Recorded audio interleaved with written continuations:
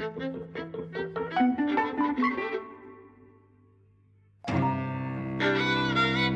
and welcome to Eavesdropping at the Movies. I'm Mike. And I'm Jose.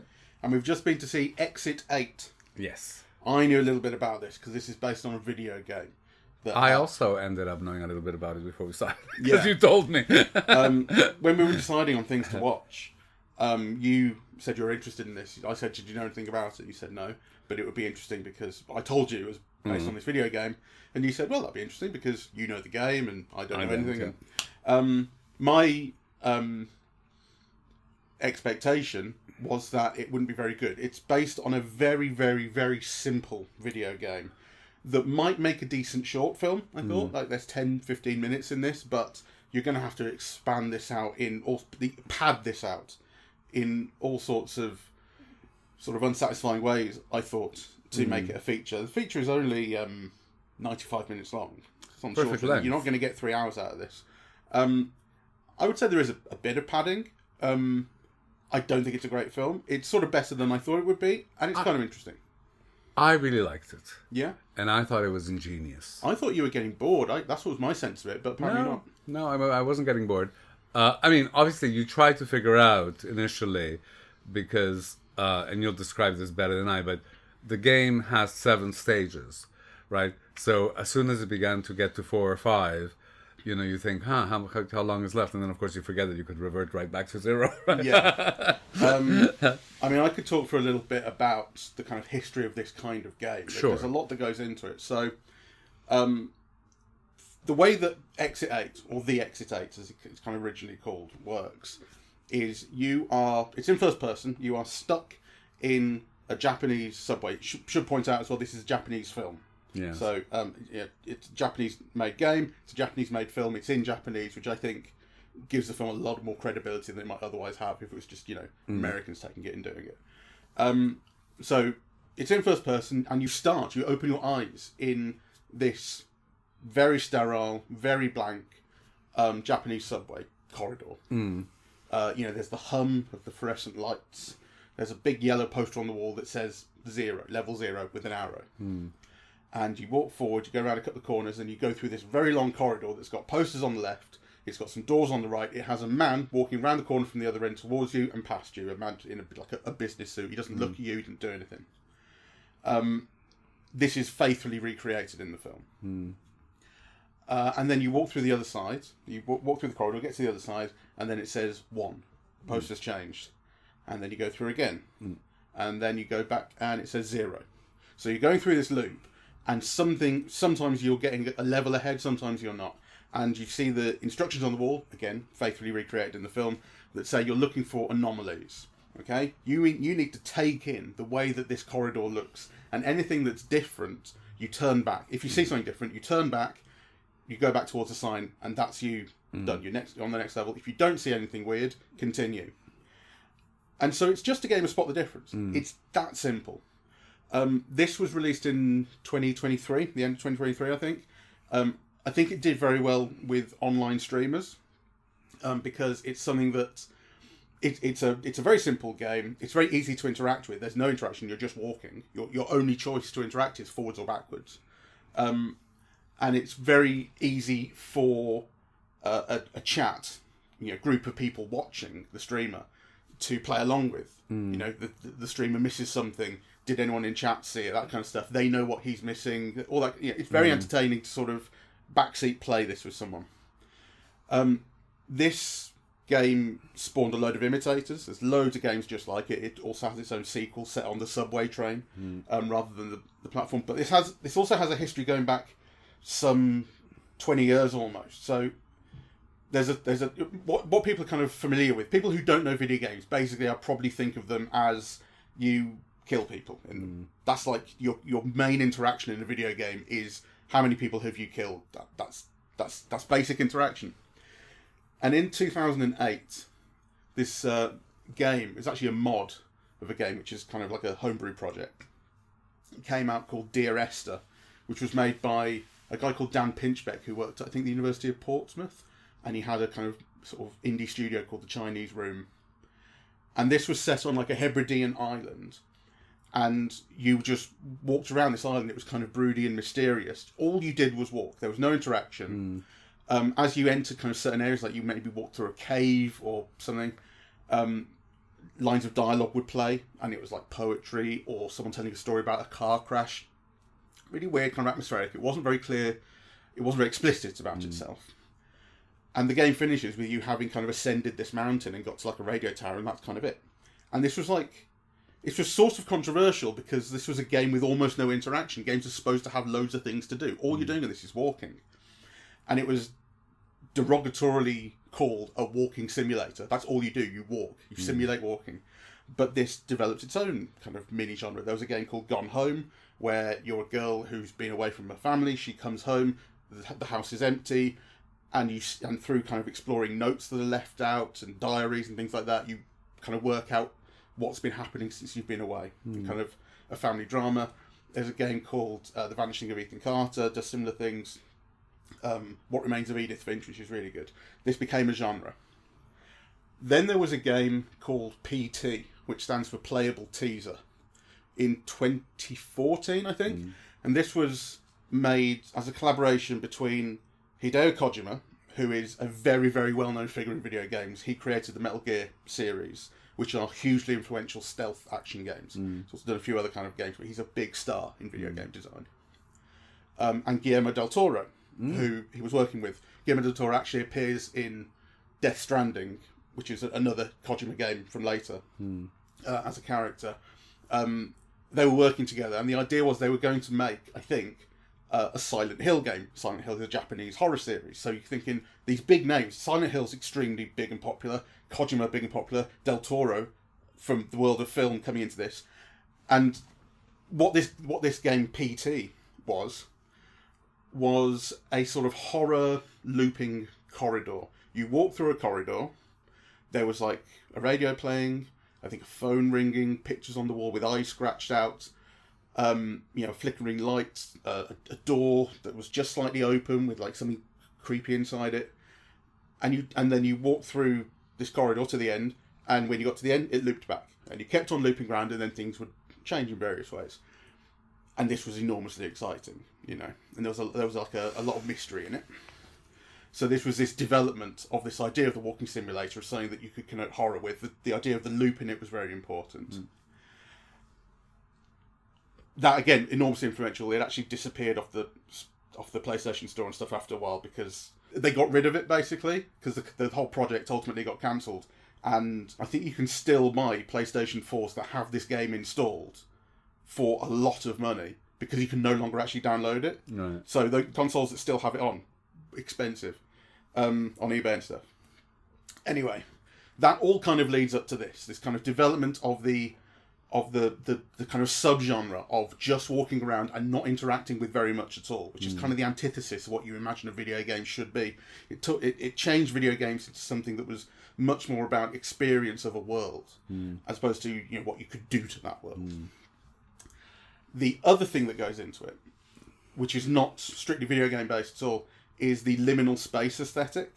This is something that's been, I think liminal spaces have been an idea for a couple of 100 years, but this is an aesthetic that really took off in the last 10 years or so, especially with something called the Backrooms, which is an online kind of, it's kind of a meme, it's a kind of collaborative, unofficial writing project. People do their own work in the backroom stuff. I showed you a little bit of this before, and we actually saw the trailer before this film of the Backrooms film. A film was being made of that idea, that kind of popular internet aesthetic. And the idea of it is empty spaces particularly devoid of any life, spaces that you're expecting to see something in but don't, and have a creepiness because of it. So, a hotel corridor that's empty, an office that's empty, nothing in it. Again, that hum of the fluorescent light is so kind of related to this. And these spaces are sometimes liminal in terms of space, like they're a space in which you're going from one space to another. Sometimes they're liminal in terms of time, like it's a space that was once used and is now no longer being used. It's on its way to being derelict. Connotes all this creepiness. That's certainly going on in Exit 8 as well. I think the idea, we start off with a very full subway station in the film, And all of a sudden, the people disappear. He rounds a corner, people aren't there anymore. Now it's empty. The creepiness starts to come in.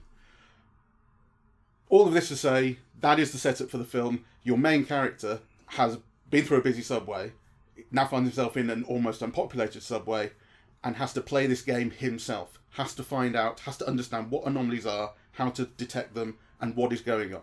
Yeah, okay, good. So that is the basic structure of the film.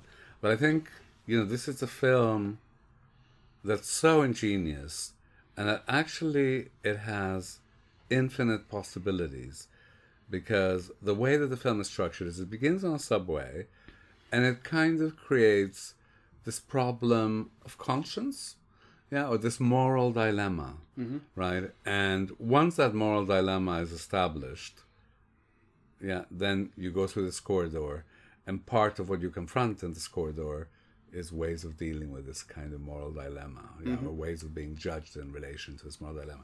So one can imagine 35 different sequels in which the moral problem set up in the busy train is different each time, right? So the way of moving through the corridors, of reaching the levels, or the people one confronts in the subway become different. Here basically the central moral dilemma that's placed is so this guy is in the train, sees a woman with a child being screamed at by this man for just having a child, who's screaming. And then, as he doesn't want to get involved, and as he exits the train, he gets a call from his girlfriend, ex-girlfriend, that she's in the hospital, she's pregnant. Should she have the baby or not? What does he want? Yeah, and she provides this. She delivers this as a binary choice: yes or no. What are you going to do? What should I? What to do? Basically, that's right. So this walk through the levels and the corridors and so on is a way of coming to a conclusion around that, right? Whilst making us aware of people also being in the corridor for similar but different reasons. Yes, that's an interesting kind of adaptation that has been made from the game to reality. So first of all, in the game, there is no story. You are just spotting the difference. And for another, you don't meet anyone. Apart from the male character who is from the game. He walks down the corridor all the time. Sometimes he's doing different things, which you have to spot. You basically don't meet anyone. There's no other character the way there is here. So the man who is represented in the film keeps on walking towards your main character and going out the other end of the corridor. In the second chapter of the film, as it's sort of provided to us, we realise that he is in his own purgatory in here, and he has succumbed to an anomaly. So, normally what happens if an anomaly comes up and you ignore it or don't see it, you're just reset to level 0. But one particular anomaly shows the exit. There's sunlight, there are steps upwards, he can leave. And he's overcome with ecstasy at this, and he goes up, and that essentially turns him into, he's sort of captured somehow, and he becomes a non-human zombie now in someone else's purgatory. But the point is, we've had someone else's experience here. There's also this young boy who was being helped by the man, now attaches himself to our main character, this sort of 20-something guy. And that's an interesting adaptation. Something that I think is, because the film so directly adapts the central idea. If you don't see anything wrong, move forward. If you see something wrong, move back. And by something wrong, we're talking about something that has changed. That central idea sort of connotes, I think actually quite strongly connotes, fear of change. Yes. Progress is when there's no change. You must stop and go back when there is change. And what's happening in this guy's life is a change. He's just being told, you're going to be a dad. You have the decision about this. And so the fundamental metaphor, I think, inadvertently becomes change is bad. Well, even though, because ultimately what we end up with right at the very end is, I will not stick with he gets out and he winds up back on that train with the woman, the screaming baby, and we see him move to confront the guy shouting at her, to defend her. So the ultimate lesson is, I will change. Yes. I will do something different. But that central idea of the way you going through the levels works completely contradicts that to me. Well, that's interesting, but I think it's more than that. Yeah, so that's interesting. The idea that every time you see something different, I change, that you go back. But actually, the thing is that in going back, you also go forward. Yeah. You go on to the next level. So I think it's a bit more complicated than that. But the concomitant thing is also one of perception. Yeah, can you see? What do you see? Yeah, do you notice differences? Are you being attentive? Right, and I think those are also all tied, to the themes in the film. Yeah, is he being attentive to his girlfriend, to what she's going through? Yeah, kind of. There's all of these nuances, right?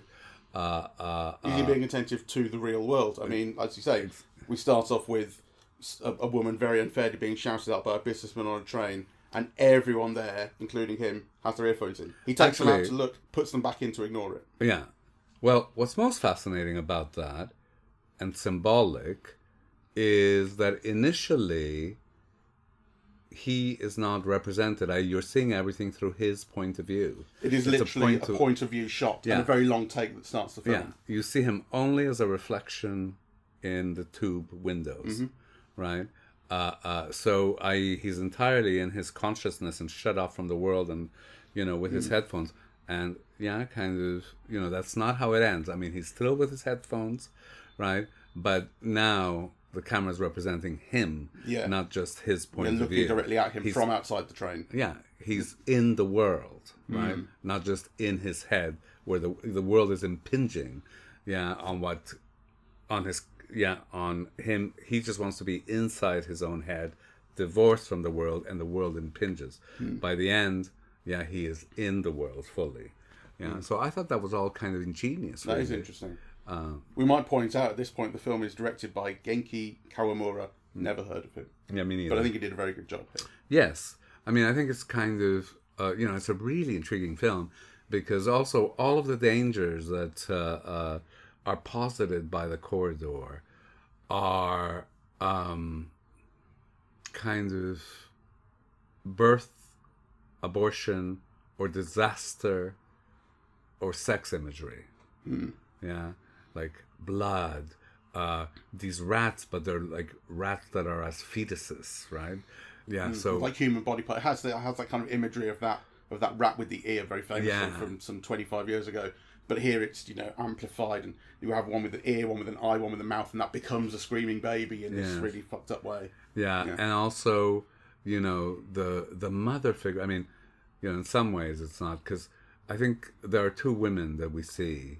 Well, three, but in the corridor we see two, right? One is his ex-girlfriend, now represented as the mother of this child, very virginal, really. Yeah. And then there's the other woman, who we don't really know what ends up happening to her. No, so this is, so when we see the story of the guy walking through the corridor, except we see his story of walking through his own corridors and his challenge, he has someone walking through his corridors who's robotic.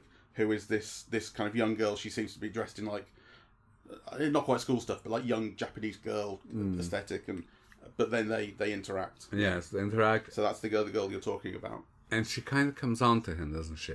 Yeah. There's something sexual, like maybe overly sexual about it. And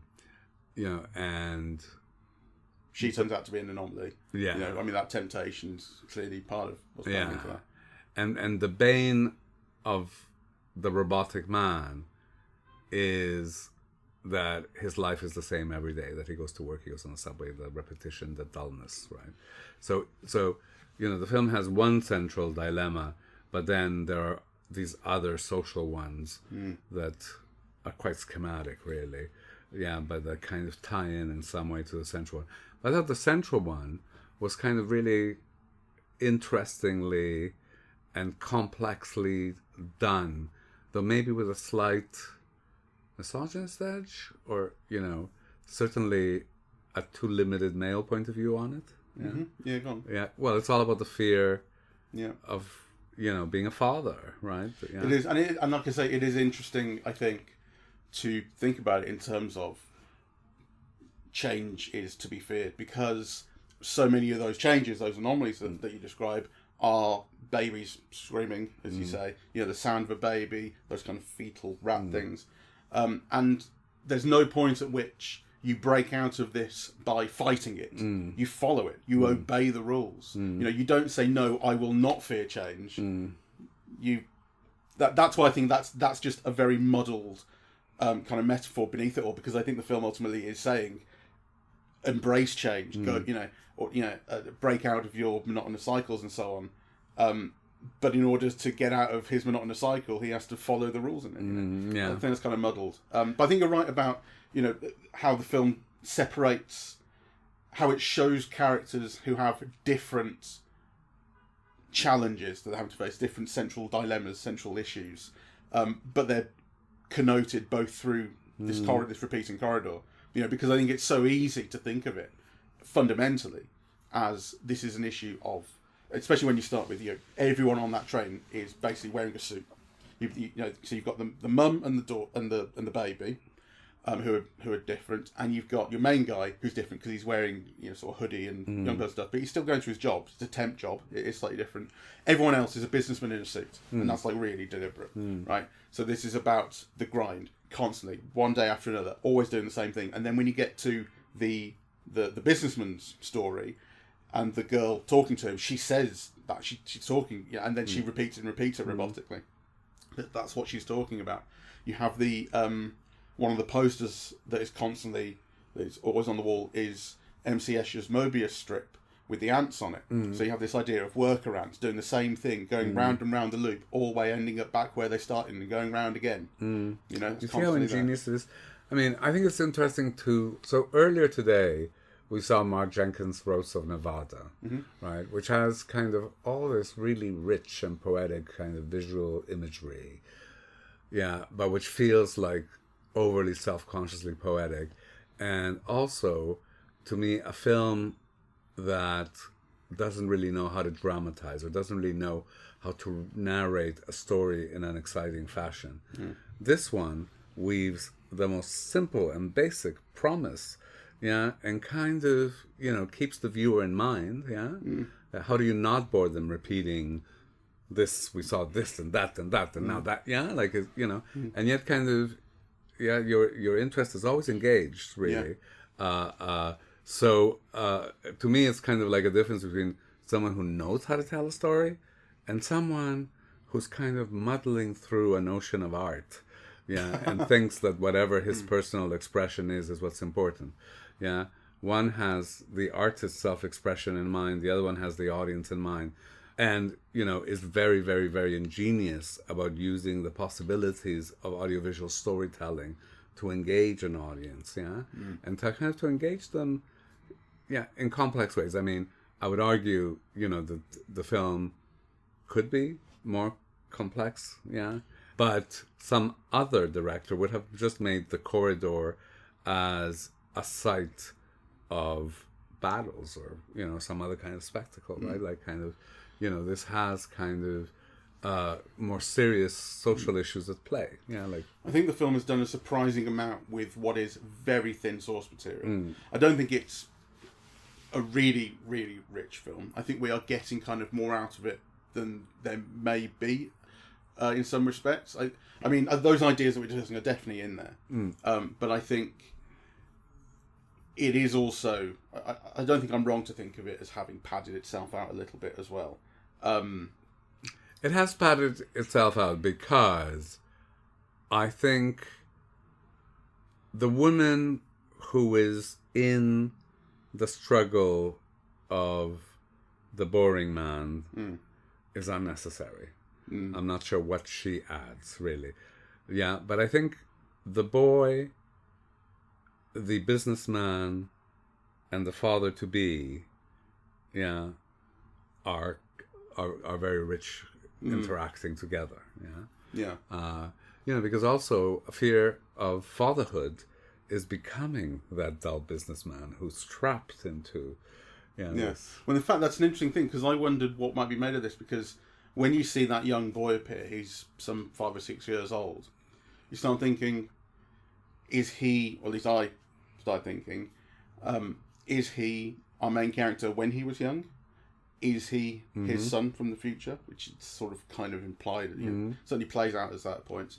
And you're also thinking then, is the older gentleman him in the future? If he doesn't change his ways or what have you. Yeah. You know, like these are kind of like 3 stages of man. Well, I think all of those ideas are actually very self-consciously at play in the film. Yeah. Right? So, that older businessman is a fear of, what he might become if he's trapped in a family, right? Yeah, if he's got to support a family in the future. Yeah, so, but also, there's the boring businessman and the young man interact in the sense that, there are moral tests that the corridor places on them. The older businessman, when he sees the stairs, he leaves the child behind and runs towards the stairs, yeah?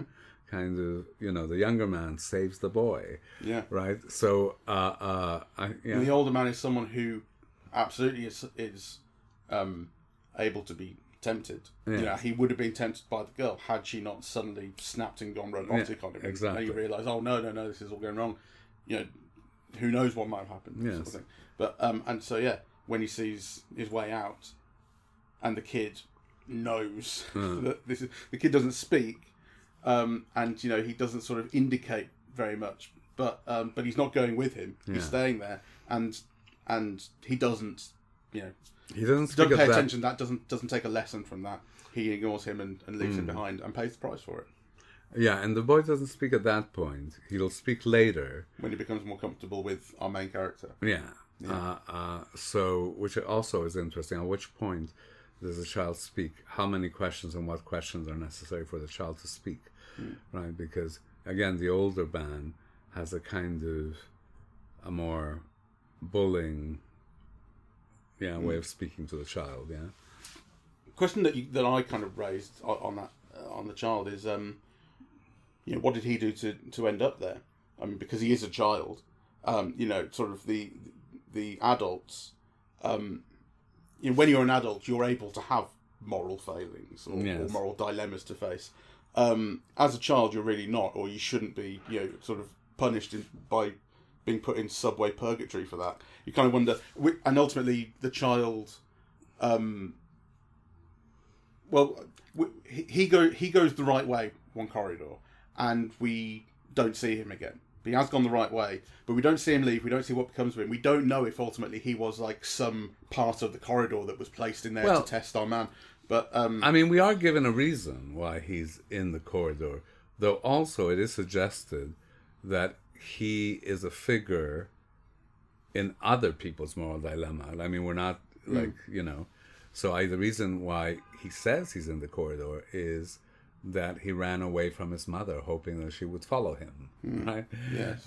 But he doesn't seem to be a subject in himself in the narrative, right? He is a subject in other people's stories, right? Yeah, because that is interesting. It's a subtle thing, but it's true. Is that every time we see him go forward or backwards, basically like when you round the corner is when you've like finalised that decision. And every time we see him do that, apart from the last one, he's done it with someone. No, that's not quite true. When the older man runs off thinking he can escape, we do see the young boy walk back on his own and go correctly backwards, and then meets our main character just then. And then right at the end, he goes, but we don't see what happens to him. But every other time, he's with someone, and they're the one really making that decision, or he's the one, he has informed them of an anomaly that they then go, oh yeah, we should go back. But they're making that decision together, they're making that move together. So it's not necessarily the case that he is, like I say, experiencing his own moral dilemma. It could be the case that he is, a part of the game for other people. But the film doesn't go so far as to actually I mean, the thing elucidate any of that. The exchange of the candy ice cream, is kind of like a key symbol, really. I don't remember that. What was that? So when he offers the young man this, candy, he says, "Do you want this?" And it's like a candy, but that looks like an ice cream cone. Is that when? Oh, that's a shell, wasn't it? That's the shell from the beach. A shell. Okay. Yeah, because that's what you see then when you see them as a family on the beach and that kind of dream slash hallucination. And then that appears in the end as well. Yeah. The shell for good luck. I thought it was a candy, but yeah, a shell makes more sense actually, right? So yeah. So he does figure after he physically leaves the space through what that exchange symbolizes. Yeah. Anyway, I had a really good time. I thought it was an ingenious film. I loved also seeing what a young, I imagine he's young, actually I shouldn't say that. In his 40s, the director. Okay, well, that's a young filmmaker. Can do with a sparse budget and limited means, because this is very economical filmmaking, really. It's just like, 90% of it takes place in this corridor. I'm very curious, actually, to see... I'd love to see some behind-the-scenes stuff about how the corridor was done, because my expectation is that they built that corridor 2 or 3 times, so you could walk through it and then walk through it again as you went on, because the idea is that it repeats. It's a loop. There are definitely points at which you can tell that a shot has been blended into another one and they started again, but there's a lot of long take going on here. So we mentioned the first shot, which is not only long take but it's also point of view. It's absolutely a nod to the game, which is first person itself, so we're in the character's shoes. It's not the first film to have done that. I mean, Doom from 2005 had a whole segment which was first person shooting, a rubbish film, but that was kind of notable about it. So it's starting off that way, but it's also doing it in this very, very long take, basically from the subway up to getting into the corridor is all that first shot. That's all that first shot. And then, we get cuts here and there, but there's a lot more long take after that. We go through the corridor, we keep going again. And then, you as I say, there are points where the camera kind of passes just close enough to all you can tell they're blending that shot with another one to make it look longer than it is. But that feeling of constantly being there, of time passing as you're watching it, not you're not jumping ahead in time, this is real time stuff, is very rich. That sense of okay, well, forward again, or backwards this time, forward again, oh no, I'm back to zero, and that's, you spent all that real time with the characters. It's kind of quite important, I think. It depends on how you play the game, but it moves faster typically than the game does, because in the game you've got all the time in the world, usually, to spend looking up and down the corridor, and you will spend that time because you want to get it right. Here, the characters make those decisions a little quicker, fair enough. And you also have those kind of, in the game, when you're playing the game, you'll have those like frustrations. You'll end up going back a lot. You won't see anomalies as much as you do here. The film is more exciting than the game in the sense that anomalies are much more common, and they're always kind of meaning something, or typically kind of meaning something, or at least have kind of quite a fairly impending sense of threat to them, because you really don't know what's going on. In fairness, it's partly the case that you were probably more excited by a lot of the anomalies than I was, because most of them are taken directly from the game. So I know what I'm looking at. I know what I'm expecting. When the eyes on the posters are following, I've seen that one in the game. I know what I'm looking for. Whereas, you don't. It's probably more of a surprise to you for that reason, and probably has more of a sense of threat for that reason, because you're like, oh shit, the eyes are following.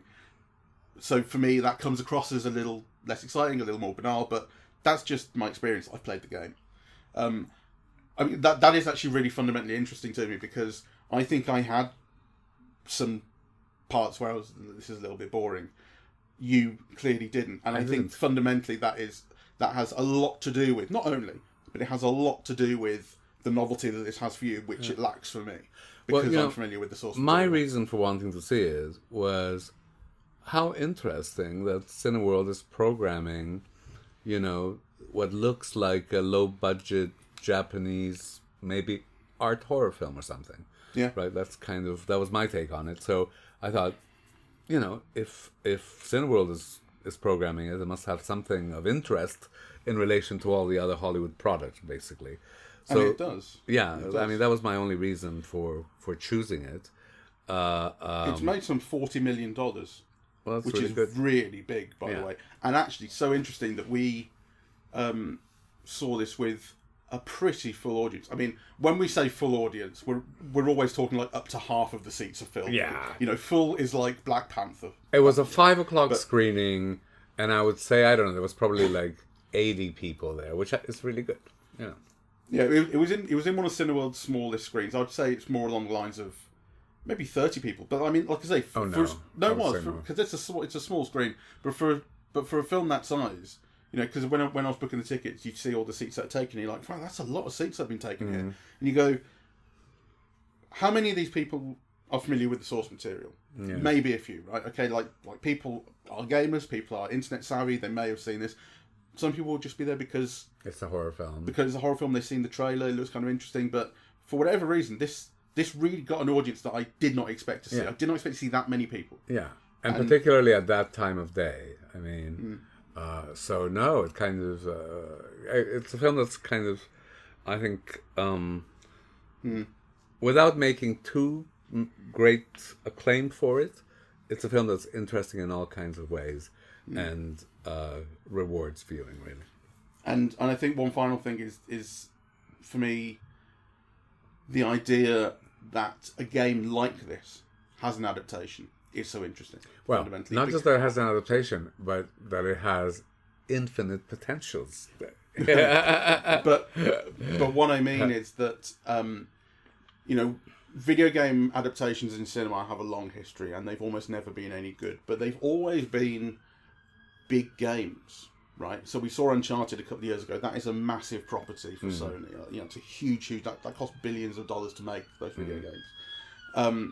We had Alone in the Dark about 20 years ago, which was a very big horror game at the time. You had Mortal Kombat. There's another Mortal Kombat film coming out. We saw the trailer for it. There was Super Mario Brothers films, and we had those years ago. We now have a new series of them. But these are big games. These are big franchises that make a lot of money. The Exit 8 is a very small, independent game. It's tiny. It costs almost nothing. It's made by kind of one guy, you know. And so when you see the trailer for it, you're going, well, they're not making a big budget film out of this. What are they making? And it has more of that kind of A24 small artsy horror movie thing. As I said, that's what the Backrooms is looking like as well. That's the idea of that. And I suppose what's interesting is that there is a space for that now. You wouldn't have seen that space 10 or 20 years ago. You know? So I mean, we've talked before about kind of the loss of the mid-budget film. This has a bit of that feeling come back to it. Like, this is not, although it is cheap in terms of budget. Low budget. Low budget. It has nonetheless a kind of, you could say, like a premium feel to it. It looks much bigger than its budget. Put it that way, you know.